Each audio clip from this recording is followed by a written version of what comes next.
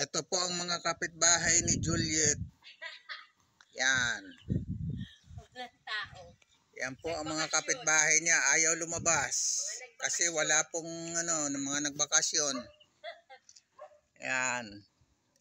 Kukunin ko na nga yung mga bunga maibisa. Kaya kayo na po ang bahala mag-isip kung nasaan po mga kapitbahay niya. Yan, nakikita po nyo. Malayo na po ang ating nararating.